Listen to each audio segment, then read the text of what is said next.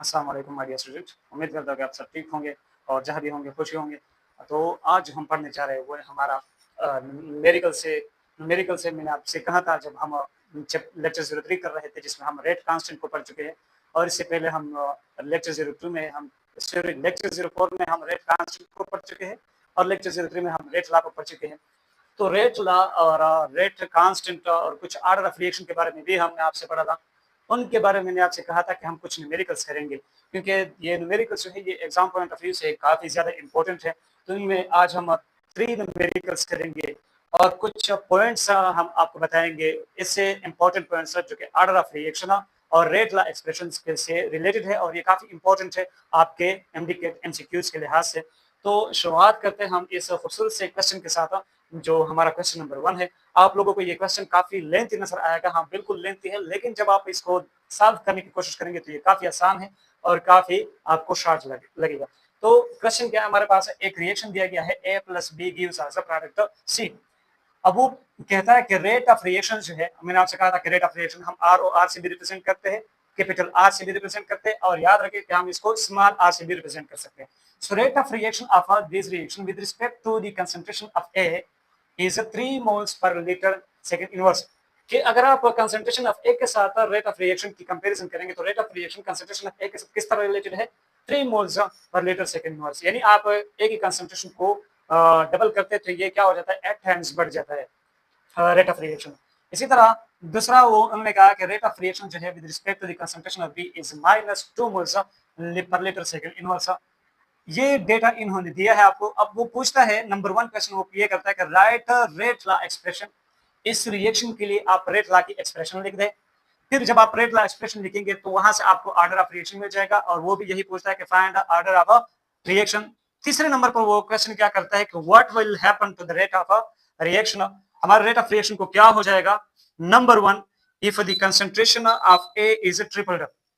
हमारे rate of reaction बढ़ेगा या घटेगा, कितना बढ़ेगा कितना घटेगा अगर हम ए की कंसंट्रेशन को ट्रिपल करते हैं। दूसरी बात वो ये पूछता है क्वेश्चन नंबर 3 में वो ये क्या पूछता है कि when the concentration of B is decreased by 3 times. और फिर हमारे रेट ऑफ रिएक्शन को क्या होगा अगर हम ए को कुछ ना कहे, सिर्फ बी की कंसंट्रेशन को हम 3 टाइम्स डिक्रीज कर दें।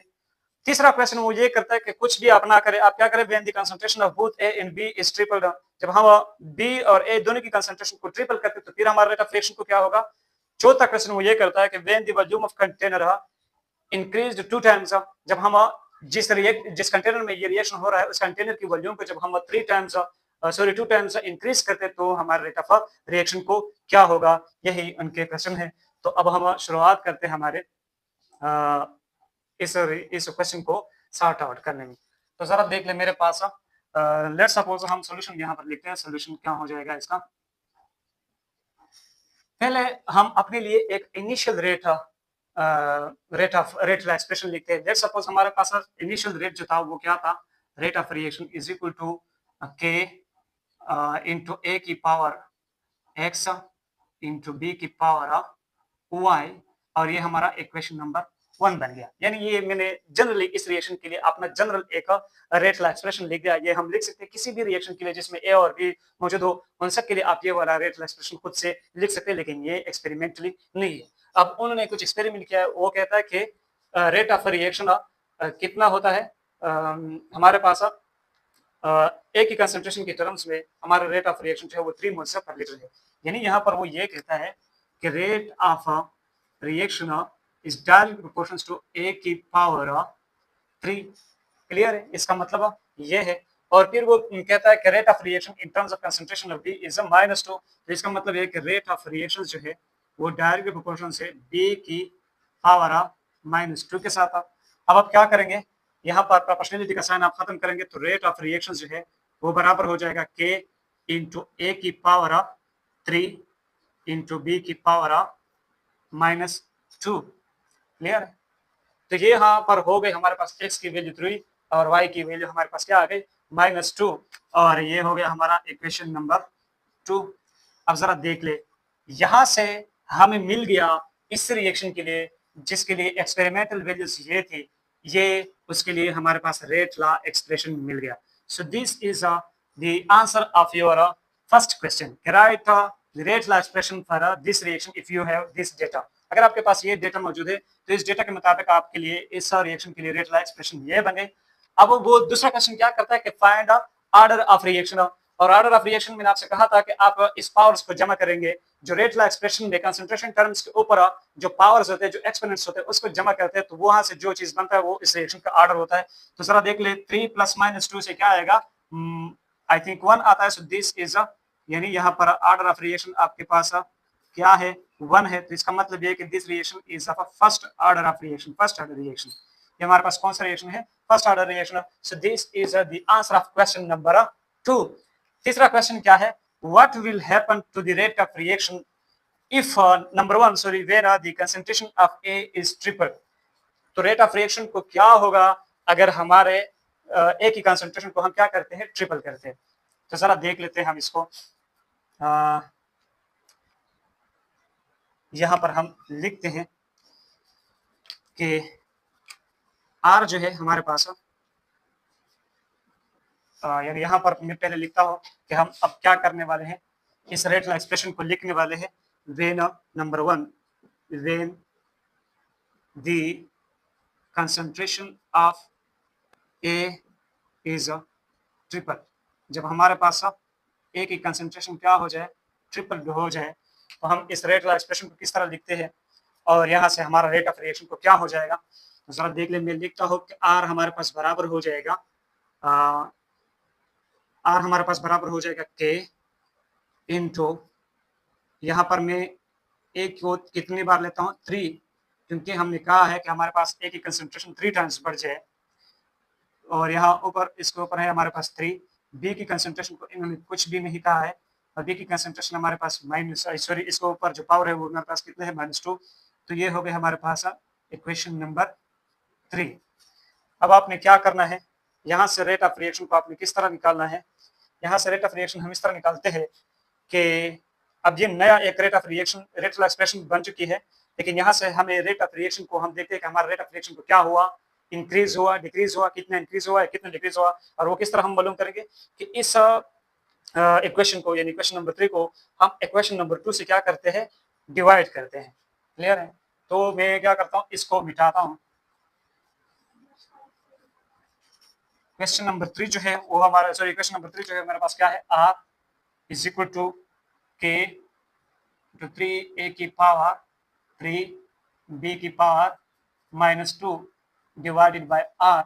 इस आर को हम आर डैश कहते हैं, तो इस ताकि थोड़ा हमें क्या हो जाए, वाज़ेह हो जाए कि ये कौन सा आर है और ये दूसरा कौन सा आर है। अब जरा देख लें, ये न्यू रेट ऑफ रिएक्शन है, ये ओल्ड रेट ऑफ रिएक्शन है, यानी जो एक्सपेरिमेंटल डेटा हमें दी गई है, एक एक्सपेरिमेंटल डेटा एग्जामिनर हमें दे चुका है। अब वो आपसे पूछता है कि फिर हम क्या करते हैं, इसके लिए कंसंट्रेशन ऑफ ए को ट्रिपल करते हैं। तो जब हम कंसंट्रेशन ऑफ ए को ट्रिपल करते हैं तो हमारे पास न्यू रेट ऑफ रिएक्शन क्या हो जाएगा। अब वो न्यू रेट ऑफ रिएक्शन हम मालूम करने वाले हैं, और इसके लिए हमने क्या किया, इक्वेशन 3 को इक्वेशन 2 से डिवाइड कर दिया। यहाँ पर हमारे पास आता है के, और यहाँ होता है ए की पावर 3 और बी की पावर -2। तो आपको क्या लगता है कि ये -2 वाला और ये -2 वाला आपस में क्या हो जाएंगे, कैंसिल हो जाएंगे। ये ए की पावर 3 और ए की पावर 3 क्या हो जाएंगे, कैंसिल हो जाएंगे। के और के भी कैंसिल हो जाएगी। R dash divided by R ये रह जाएगा, और यहाँ पर हमारे पास 3 की पावर 3 भी रह जाएगा, 3 की पावर 3 भी रह जाएगा। तो मैं क्या कर सकता हूँ कि ये हो जाएगा आर डैश हमारे पास बराबर हो जाएगा 3 की पावर 3 हमारे पास क्या आता है 27 आता है, 27, और इस आर को इधर लेकर आता हूँ तो ये इस तरह हो जाएगा। तो जरा देख ले, हमारे पास नया रेट ऑफ रिएक्शन क्या आ गया, 27 टाइम्स ऑफ ओल्ड रेट, यानी हमारा रेट ऑफ रिएक्शन कितनी टाइम्स बढ़ गया, 27 टाइम्स। तो जब हमने क्या किया, इस रिएक्शन के लिए ए की कंसंट्रेशन को ट्रिपल किया तो हमारा रेट ऑफ रिएक्शन कितना बढ़ गया, 27 टाइम्स बढ़ गया। पहला हमारा रेट ऑफ रिएक्शन कितना था, हमारा रेट ऑफ रिएक्शन जो था वो पहले 3 मोल्स पर लीटर था इन टर्म्स ऑफ ए, और अब हमारे पास जो रेट ऑफ रिएक्शन है वो कितना है, 27 टाइम्स, यानी अब वो 27 टाइम्स बढ़ चुका है in terms of A concentration of A. फिर हम क्या करते हैं, when the concentration यानी दूसरा क्वेश्चन वो क्या पूछता है कि when the concentration of B is decreased 3 times, जब हमारे पास कंसंट्रेशन ऑफ B क्या हो जाए, दूसरा क्वेश्चन है when concentration of B decreased 3 times, जब ये हमारे पास कितना डिक्रीज हो जाए 3 टाइम्स से डिक्रीज हो जाए तब हमारे रेट ऑफ रिएक्शन को क्या हो जाएगा। तो हम देख लेते हैं कि आर नया आर जो होगा वो हमारे पास बराबर हो जाएगा के। ए को हम सिंपल इस तरह ही लेते हैं और इसके ऊपर जो हमारे पास पावर है 3, बी को हम क्या करते हैं इसके ऊपर हम -2 वाला पावर लेते हैं, लेकिन इस बार हम इसको 3 से डिवाइड करते हैं, यानी बी की कंसंट्रेशन हमारे पास 3 टाइम्स क्या हो रही है, डिक्रीज हो रही है। और यह हमारे पास एक इक्वेशन बनता है, ये इक्वेशन हमारे पास है इक्वेशन नंबर 4। अब इस 4 इक्वेशन को जो हमारे पास यहाँ पर इक्वेशन नंबर 2 था, यहाँ जो उनकी जगह नहीं इसलिए मैंने उसको मिटा दिया, और वो इक्वेशन नंबर 2 जो है वो हमारे पास क्या है वो मैं अभी लिखने वाला हूँ, लेकिन आप लोग लिख के कि divide equation number 4 by the equation number 2 आपके पास होगा, आपने लिखा होगा तो आपको पता होगा, मुझे याद है। तो मैं क्या करता हूँ, डिवाइड करता हूँ इक्वेशन 4 को मैं डिवाइड करता हूँ इक्वेशन 2 से। तो मेरे पास क्या आ जाएगा कि R dash divided by are is equal to के इंटू ए की पावर 3 इंटू बी की पावर -2 डिवाइडेड बाय, यहाँ पर हमारे पास 3 है, k इंटू ए की पावर 3 इंटू बी की पावर -2। अब जरा देख ले यहाँ पर क्या क्या कैंसिल हो रहे हैं, ए की पावर 3 k और k कैंसिल, बी की पावर -2 बी की पावर -2 कैंसिल, लेकिन यहाँ पर हमारे पास 3 के ऊपर क्या आ जाएगा, -2 का पावर आ जाएगा। तो मैं इसको मिटाने वाला हूँ, यहाँ मेरे पास आर डैश की वैल्यू बराबर आ जाएगी R dash divided by R, ये बराबर आ जाएगी 1 डिवाइडेड बाय 3 की पावर -2, 1 डिवाइडेड बाय 3 की पावर -2। तो मैं क्या करता हूँ, आर डैश को यहाँ पर छोड़ता हूँ और नीचे वाला आर जो है ओल्ड आर वो मैं इस तरफ लेकर आता हूँ। पहले 1 डिवाइडेड बाय 3 की पावर -2 मल्टीप्लाइड बाय आर हो जाएगा, या आर डैश हमारे पास बराबर हो जाएगा 3 की पावर 2 मल्टीप्लाइड बाय आर, या यहाँ से मुझे क्या मिल सकता है 9r मिल सकता है। मतलब जब हम ए बी की कंसंट्रेशन को 3 टाइम्स डिक्रीज करते हैं तो हमारा रेट ऑफ रिएक्शन क्या हो जाता है, हमारा rate of reaction 9 times increase करता है। जरा देख ले ओल्ड रेट ऑफ रिएक्शन जो है उसके साथ हम नो लगाते हैं, मतलब हमारे पास रेट ऑफ रिएक्शन कितना हो गया, 9 टाइम्स हो चुका है। क्यों, क्योंकि हमने बी की कंसंट्रेशन को 3 टाइम्स डिक्रीज किया है। तो बी की कंसंट्रेशन के साथ हमारा रेट ऑफ रिएक्शन को ये हो रहा है अगर हम बी की कंसंट्रेशन को 3 टाइम्स डिक्रीज करते हैं।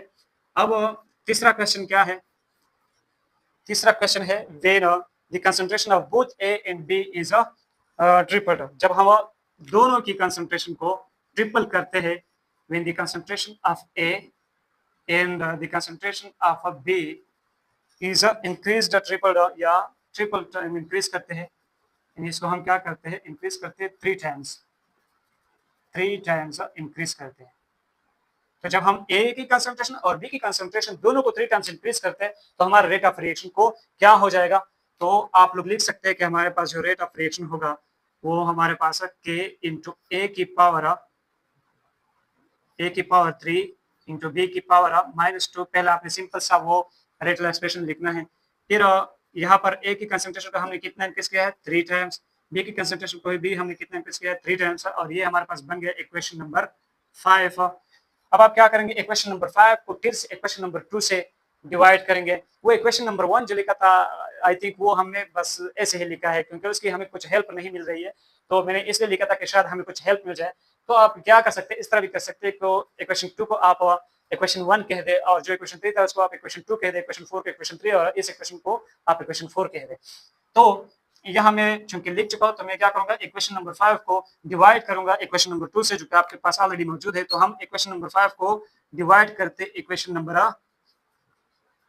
2 से, इक्वेशन नंबर 2 से। तो इक्वेशन नंबर 2 से जब हम इसको डिवाइड करते हैं तो हम हमारे पास क्या आ जाएगा, r dash divided by are is equal to के इंटू 3a की पावर 3 इंटू 3b की पावर -2, और नीचे आ जाएगा हमारे पास सिंपल के a की पावर सिंपल 3 सिंपल b की पावर -2, जो हमारा सेकंड इक्वेशन है ये उसकी वैल्यू हमने पुट कर दी। अच्छा देख ले, b की पावर -2 b की पावर -2 कैंसिल, a की पावर 3 कैंसिल, k और k कैंसिल, लेकिन यहाँ पर 3 की पावर -2 बचता है, यहाँ पर 3 की पावर 3 भी बचता है। तो हमारे पास रेट ऑफ रिएक्शन किसके बराबर हो जाएगा, रेट ऑफ रिएक्शन जो है वो हमारे पास बराबर हो जाएगा r dash divide by r, हमारे पास बराबर हो जाएगा 3 की पावर 3 इंटू 3 की पावर -2, 3 की पावर 3 एंड 3 की पावर -2। अब मैं क्या करता कि ये r dash divided by r हमारे पास बराबर हो जाएगा 3 की पावर 3 -2 के बराबर हो जाएगा। यहाँ से ये हमारे पास आ जाएगा 3 की पावर 1, यानी r डैश हमारे पास बराबर हो जाएगा 3r। तो सर देख ले, जब हम ए की कंसंट्रेशन और बी की कंसंट्रेशन को दोनों को हम 3 टाइम्स बढ़ाते हैं, तो हमारे पास rate of reaction 3 times increase करता है। कितना? 3 टाइम्स इंक्रीज करता है। तो सर देख ले, हर रिएक्टेंट के साथ और उसके इंक्रीजिंग डिक्रीजिंग के साथ हमारे रेट ऑफ रिएक्शन को एक अलग इफेक्ट होता है। ए की कंसंट्रेशन को जब हमने इंक्रीज किया तो रेट ऑफ रिएक्शन कुछ अलग वैल्यू के साथ इंक्रीज कर गया। बी की कंसंट्रेशन को जब हमने डिक्रीज किया तो रेट ऑफ रिएक्शन एक अलग फिगर से इंक्रीज किया। दोनों की कंसंट्रेशन को जब हमने 3 टाइम्स इंक्रीज किया तो रेट ऑफ रिएक्शन कुछ अलग फिगर से इंक्रीज कर रहा है। तो ये एक कॉम्प्लिकेटेड फिनोमेना है। आपने इसको बिल्कुल इस तरह एक्सपेरिमेंटल डेटा से इसको मालूम करना है। यानी आप किसी भी रिएक्शन के लिए ना तो रेट ला एक्सप्रेशन लिख सकते हैं, ना ऑर्डर ऑफ रिएक्शन बता सकते हो, वो सिर्फ आप कहां से मालूम करेंगे? एक्सपेरिमेंट से। चौथा क्वेश्चन जो यहाँ हमसे पूछा गया है, when the volume of container increased 2 times. यहाँ पर लिखा था मैंने, लेकिन क्वेश्चन के लिए जगह नहीं था इसलिए मैंने मिटा दिया। तो यहाँ पर फिर से हमें एक क्वेश्चन दी गई है कि व्हेन द कंसंट्रेशन, यानी फोर्थ क्वेश्चन ये है कि when the volume of container increased 2 times. जब हमने वॉल्यूम ऑफ कंटेनर को 2 टाइम्स इंक्रीज किया तब हमारे रेट ऑफ रिएक्शन को क्या होगा या क्या हो चुका होगा। तो यहाँ से मैं आपको एक रिलेशनशिप बताता हूँ। आपको पता है कि concentration is equal two moles, यानी मोल्स पर वॉल्यूम के क्या है हमारा concentration, number of moles in volume. Volume पर क्या है कंसंट्रेशन, आपने कभी भी लिखा होगा कि मोल्स पर वॉल्यूम इसका है कंसंट्रेशन। तो सर देख ले, वॉल्यूम और कंसंट्रेशन आपस में क्या है, इनके बीच इनवर्स रिलेशनशिप है। इनवर्स रिलेशनशिप, इसका मतलब ये है कि अगर आप वॉल्यूम को इंक्रीज करते हैं तो कंसंट्रेशन डिक्रीज करता है, अगर आप वॉल्यूम को डिक्रीज करते हैं तो कंसंट्रेशन इंक्रीज करता है। अब हमने क्या किया है, वॉल्यूम को 2 टाइम्स इंक्रीज किया है तो कंसंट्रेशन हमारा 2 टाइम्स डिक्रीज हो चुका होगा। तो हम यहाँ पर लिख सकते हैं कि नया रेट ऑफ रिएक्शन जो होगा वो हमारे पास किस तरह हो चुका होगा कि k इंटू ए की पावर 3 इंटू बी की पावर -2। लेकिन यहाँ पर कंसंट्रेशन कितना डिक्रीज किया है, हमने वॉल्यूम को 2 टाइम्स इंक्रीज किया तो कंसंट्रेशन 2 टाइम्स डिक्रीज कर चुका होगा। तो इसका भी कंसंट्रेशन 2 टाइम्स, इसका भी कंसंट्रेशन 2 टाइम्स डिक्रीज कर चुके हैं। अब ये बन गई हमारे पास इक्वेशन नंबर 6 या 5। तो आप इक्वेशन नंबर 6 को भी अब आप डिवाइड करेंगे इक्वेशन 2 या इक्वेशन 1 से। मैं इक्वेशन 1 या 2 क्यों कहता हूं, क्योंकि वो पहला वाला जो इक्वेशन है इक्वेशन नंबर 1 वो मैंने कह दिया आपको, तो इसको मिटा दें। लेकिन अगर आप नहीं मिटाना चाहते तो इक्वेशन 6 को आप इक्वेशन 2 से डिवाइड करेंगे। अब हम करते क्या है कि इक्वेशन 6 को डिवाइड करते इक्वेशन 2 से, इक्वेशन 6 को डिवाइड करते इक्वेशन 2 से, तो ये क्या आ जाएगा कि हमारा आर डैश जो है वो बराबर है k इंटू ए की पावर 3 इंटू बी की पावर -2 डिवाइडेड बाई 2। और नीचे हमारे पास क्या है, यहाँ पर rate of reaction is equal to k into A की पावर 3 इंटू बी की पावर -2। बी की पावर -2 कैंसिल, ए की पावर 3 कैंसिल, k और k कैंसिल। यहाँ पर 1 और 2 की पावर 3 हमारे पास बच जाएगा और 1 और 2 की पावर -2 बचता है। तो क्या होगा कि r डैश हमारे पास बराबर हो जाएगा, r dash divided by r बराबर हो जाएगा 1 डिवाइडेड बाई 2 की power 3 multiplied by 1 divided by 2 की पावर -2। थोड़ा हम ऊपर जाते हैं यहाँ पर। अच्छा, मैं इस तरफ को मिटाने वाला हूँ क्योंकि अब हमें इसकी ज़रूरत मजीद नहीं है। तो ज़रा देख ले, हमारे पास R dash divided by R बराबर हो जाएगा 2 की पावर 3 इंटू 2 की पावर 2। ये हो जाएगा -3 क्योंकि ऊपर उठाएंगे तो पावर माइनस में जाएगा और ये -2 ऊपर उठाएंगे तो पावर प्लस में जाएगा। तो हमारे पास क्या बनता है, यहाँ से हमें मिलता है 2 की पावर -3 प्लस 2, यहाँ से मिलता है 2 की पावर -1। सो आर डैश हमारे पास बराबर हो जाएगा 2 की पावर -1 आर के, या आर डैश हमारे पास बराबर हो जाएगा आर डिवाइडेड बाई 2 के। यहाँ पर हम इस तरह कर सकते हैं।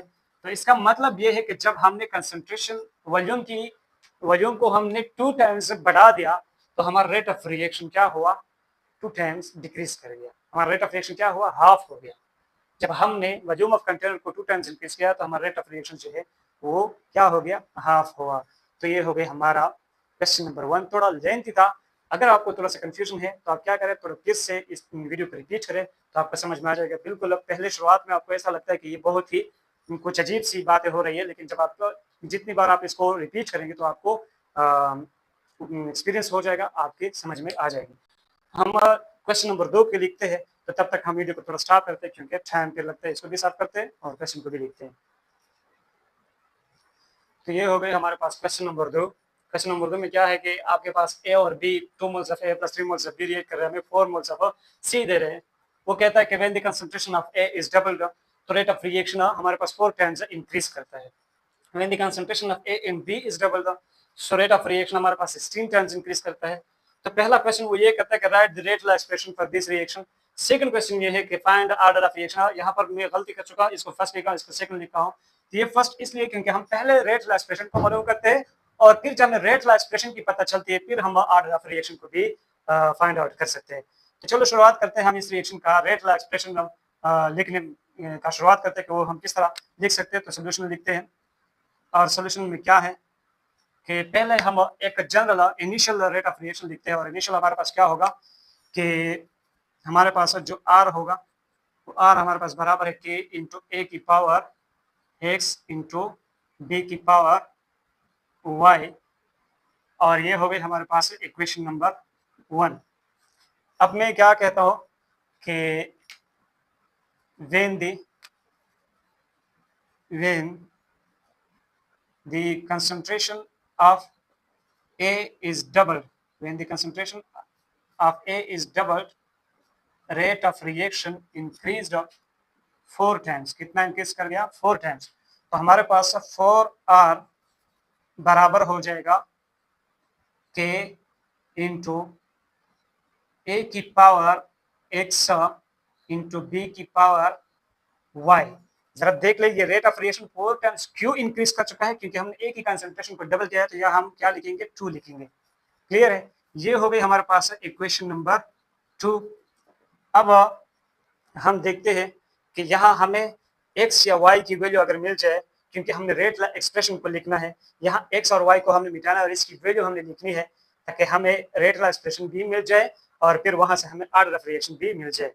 तो मैं क्या करता हूँ कि डिवाइड करता हूँ इक्वेशन नंबर 2 जो है उसको डिवाइड करता हूँ इक्वेशन 1 से।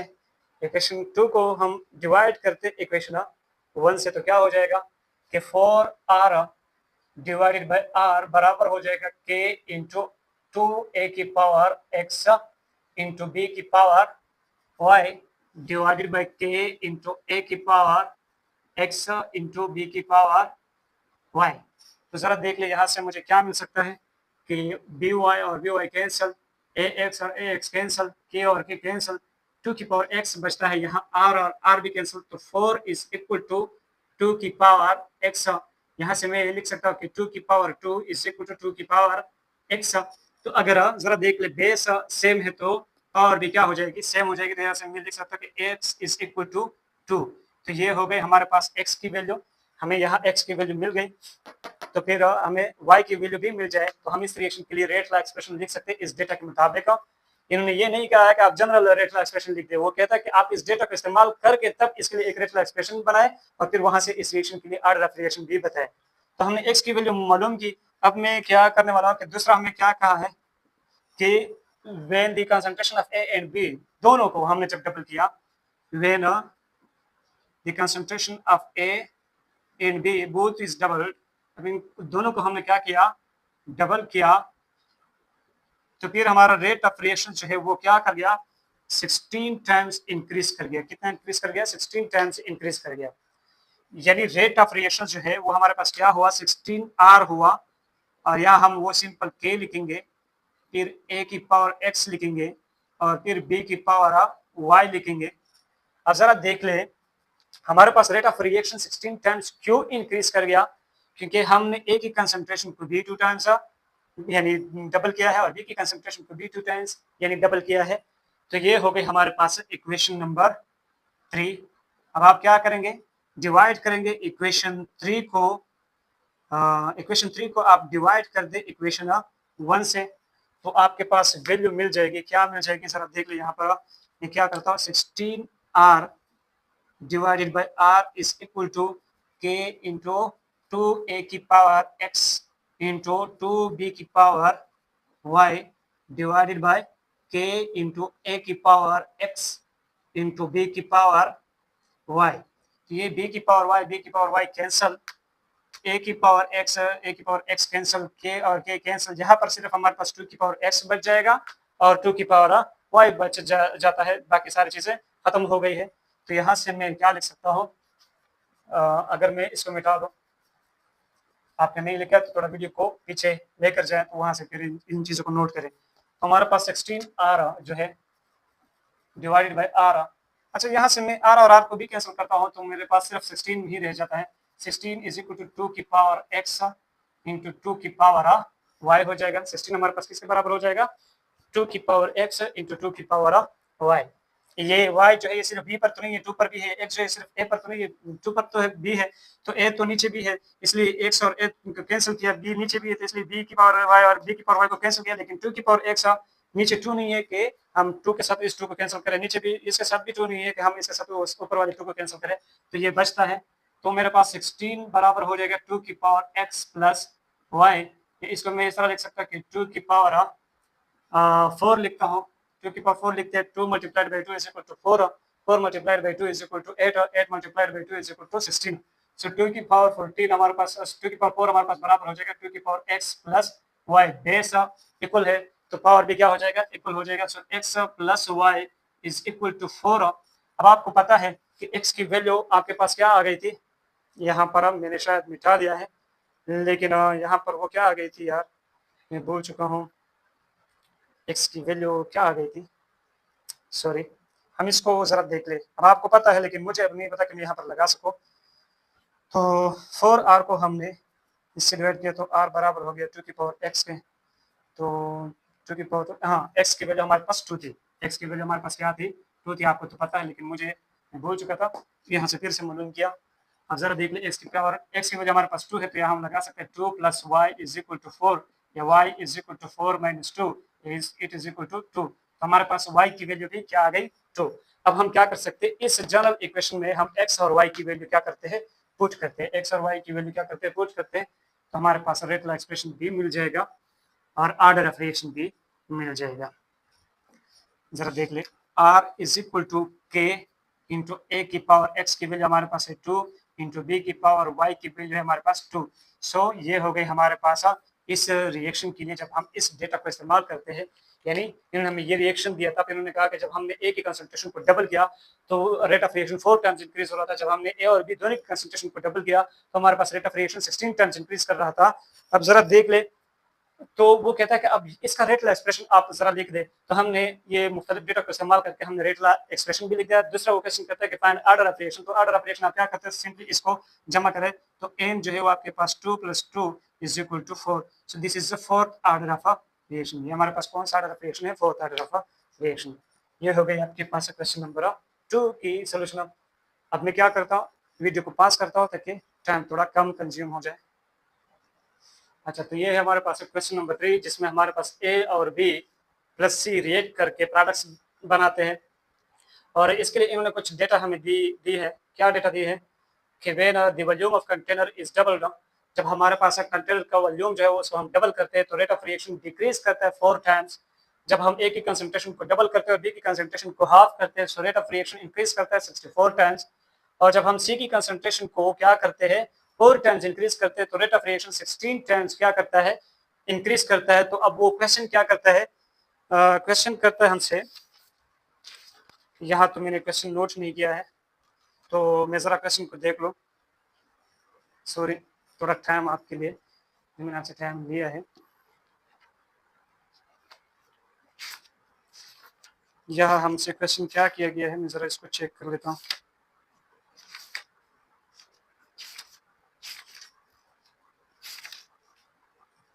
तो वो कहता है कि write rate law expression in find order of reaction, बस सिंपल सा वही क्वेश्चन है। ये वैसे ही मैंने टाइम लगा दिया, इसके लिए सॉरी। क्वेश्चन क्या है यहाँ पर के जो हमारा फर्स्ट क्वेश्चन है कि right rate law expression, write a rate law expression for this reaction। और दूसरा क्वेश्चन है find order of reaction, find order of reaction.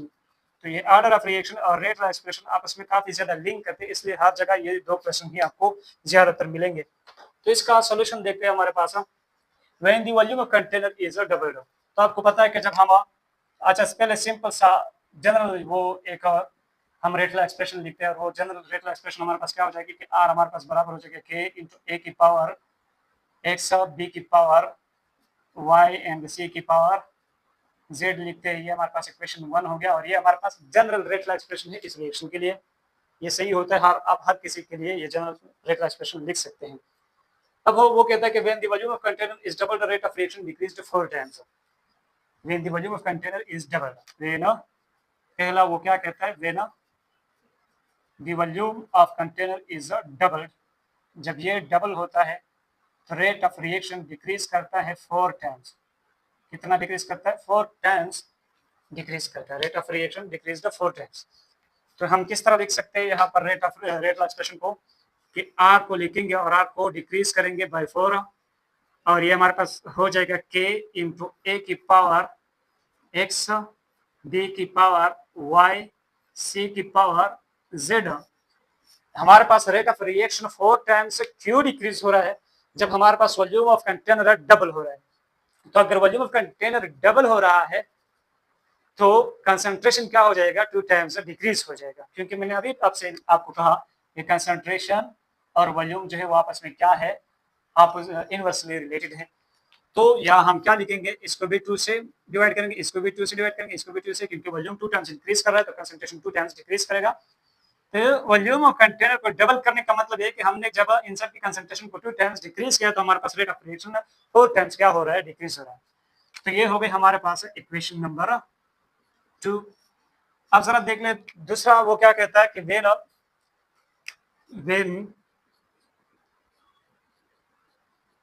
when concentration of A is doubled, B is halved। जब हमने A की concentration को क्या किया? Double किया और B की कंसंट्रेशन को क्या किया? हाफ कर दिया, तो रेट ऑफ रिएक्शन क्या हुआ? 64 टाइम्स इंक्रीज कर गया। 64 टाइम्स क्या कर गया? इंक्रीज कर गया। तो यहाँ पर हम इसके लिए रेट एक्सप्रेशन किस तरह लिखेंगे कि 64 times of r, 64 times of r हो गया और जनरल वो पहला वाला रिएक्शन लिखते के इंटू ए की पावर एक्स बी की पावर वाई एंड सी की पावर जेड। जरा देख ले हमारे पास रेट ऑफ रिएक्शन 64 टाइम्स क्यों इंक्रीज हो रहा है? जब हमने ए की कंसंट्रेशन को डबल किया यानी 2 टाइम्स इंक्रीज किया और बी की कंसंट्रेशन को हाफ किया। तो यहाँ पर हम लिखेंगे कि बी की कंसंट्रेशन को जब हमने हाफ किया और ए की कंसंट्रेशन को जब हमने डबल किया तब हमारे पास रेट ऑफ रिएक्शन क्या हो चुका है? 64 आर हो चुका है। तो यहाँ से हमारे पास इसको हम इक्वेशन नंबर 3 का नाम देते हैं। ये हमारे पास इक्वेशन नंबर 3 आया। अब मैं इस तरफ को मिटाने वाला हूँ। अगर आपने ये वैल्यू याद नहीं किए तो याद करें, वैसे भी हम अब लिख चुके हैं तो इन वैल्यूज की भी हमें जरूरत नहीं है, ये हम ऑलरेडी लिख चुके हैं। अब ये हो गई हमारे पास इक्वेशन नंबर 3।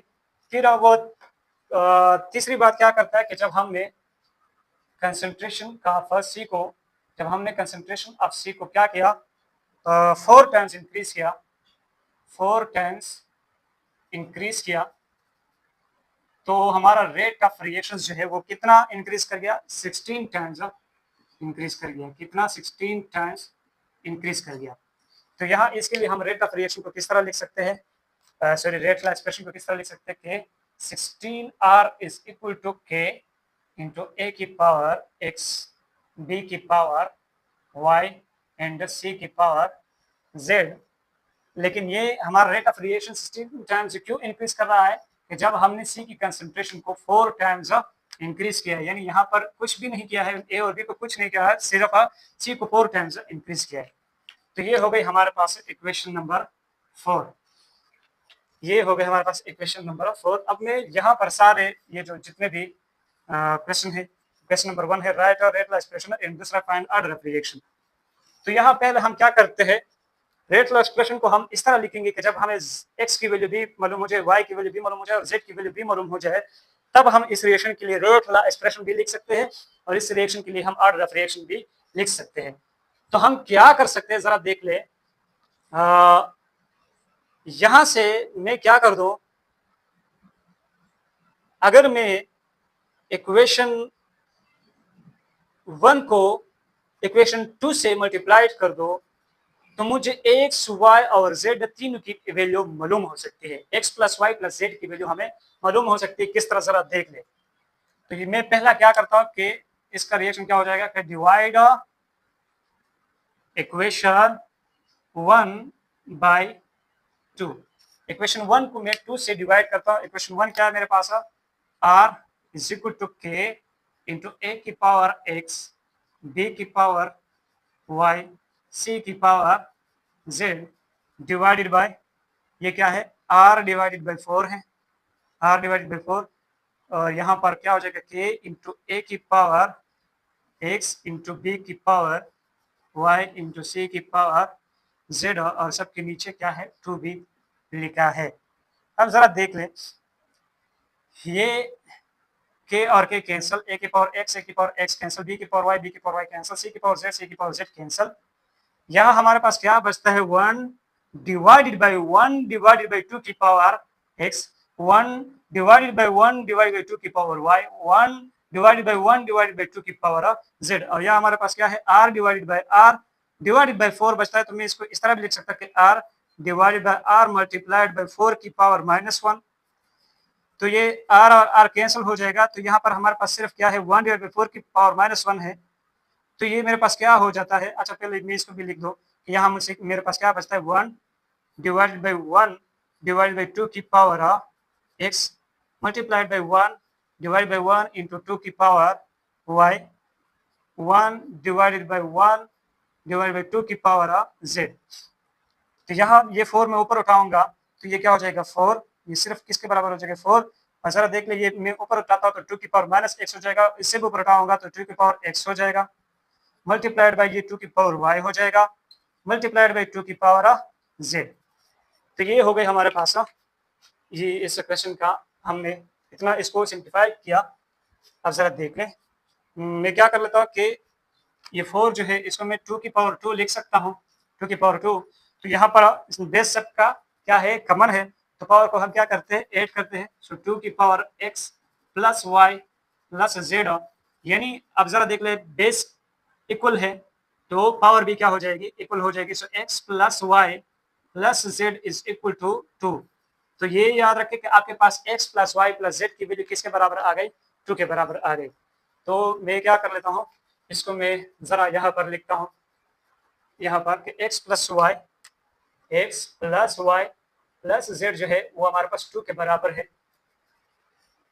अब हम वो दूसरा कुछ करते हैं कि हमें x y z में से किसी एक की वैल्यू मालूम हो जाए, क्योंकि ये तो सब की वैल्यू हमारे पास x plus y plus z की वैल्यू हमें पता लग गई, लेकिन ये हमें हेल्प दे सकता है।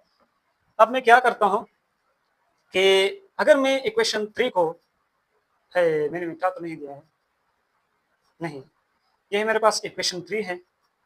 आई थिंक क्या मेरे पास एक इक्वेशन 4 भी था, यहाँ एक इक्वेशन 4 था बिल्कुल। वो क्या था कि हमारे पास 16r था कि r जो है हमारे पास 16 टाइम्स इंक्रीज करता है, क्यों इंक्रीज करता है, जब हमारे पास ये a की पावर x, b की पावर y एंड c की कंसंट्रेशन को जब हम 4 टाइम्स बढ़ाते हैं, और ये हमारे पास इक्वेशन नंबर 4 बन गया।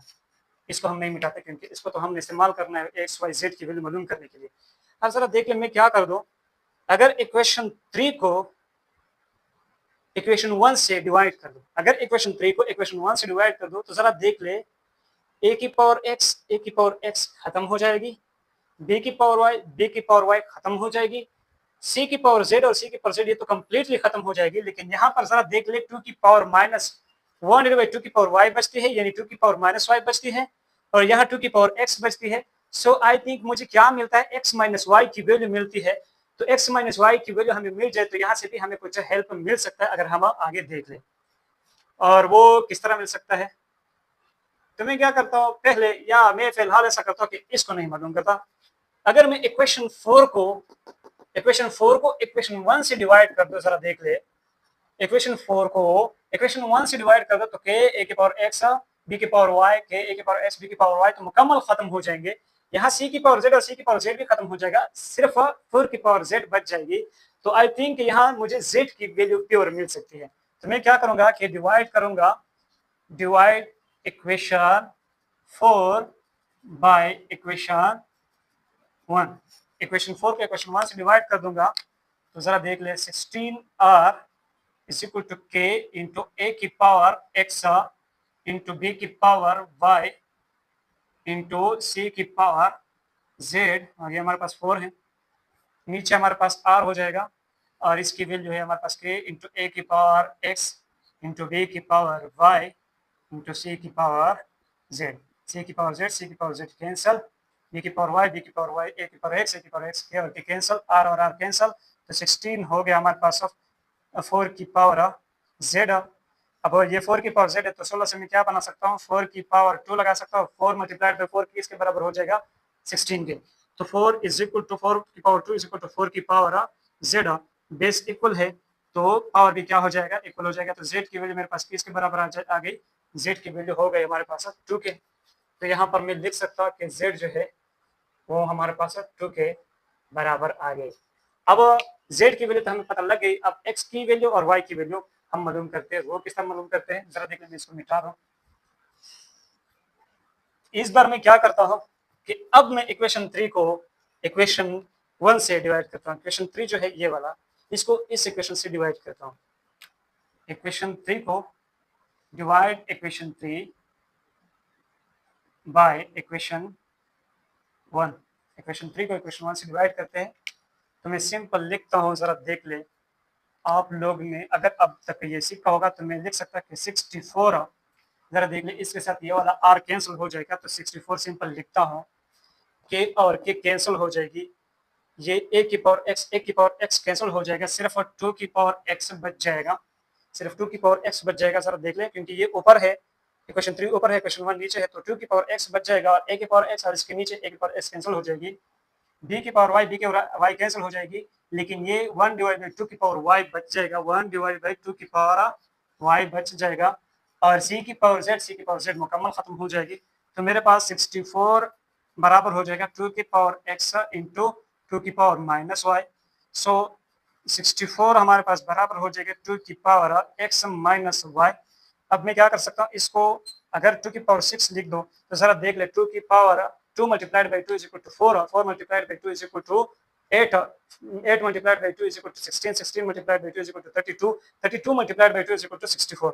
तो 2 की पावर 6 लेते हैं तो ये 64 के बराबर होता है, is equal to 2 की पावर x माइनस y। तो बेस इक्वल हो गया तो पावर भी क्या हो जाएगी, इक्वल हो जाएगी। So x minus y is equal to 6, x minus y is equal to 6। अब जरा देख ले, x माइनस y हमारे पास किसके बराबर है, 6 के। और अगर यहाँ मैं आपको बता दूं कि x plus y plus z जो है वो हमारे पास किसके बराबर है, 2 के। और हमें ये भी पता है कि जेड जो है जेड वो सिर्फ किसके बराबर है, 2 के। तो यहाँ से हमें ये पता चल सकता है कि इस इक्वेशन में अगर जेड सिर्फ 2 के बराबर है, इसका मतलब ये कि एक्स प्लस वाई जो है ये 0 के बराबर है। जरा देख लो, हमें पता है कि x plus y plus z is equal to 2 और हमें ये भी पता है कि जेड इज इक्वल टू 2। तो इसका मतलब ये है कि एक्स प्लस वाई और जेड में से इन सब की वैल्यू अगर 2 है तो यहाँ पर जेड की वैल्यू अकेली 2 है, तो यहाँ पर एक्स प्लस वाई की वैल्यू तो हमारे पास 0 हो गई। तो अगर मैं इस इक्वेशन को कह दो ए और इस इक्वेशन को कह दो बी, तो मैं क्या कहता हूँ कि एड करे इक्वेशन बी इंटू इक्वेशन ए, यानी इक्वेशन ए में इक्वेशन बी को क्या कर दे, एड कर दे। तो आपके पास क्या हो जाएगा, मैं जरा इस तरफ को मिटाता हूँ, इस तरफ को मिटा सकता हूँ, चलो मिटाते हैं क्योंकि अभी आंसर करीब आने वाला है। सो इक्वेशन ए मेरे पास क्या है कि x minus y is equal to 6 और इक्वेशन बी क्या है कि x plus y is equal to 0। तो इसको ऐड करते हैं, minus y plus y cancel हो जाएगी, 1x प्लस 1x ये क्या हो जाएगा 2x is equal to 6 plus 0 is equal to 6। तो यहाँ मेरे पास x बराबर हो जाएगी 3 के, यानी x मेरे पास किसके बराबर आ गया, 3 के।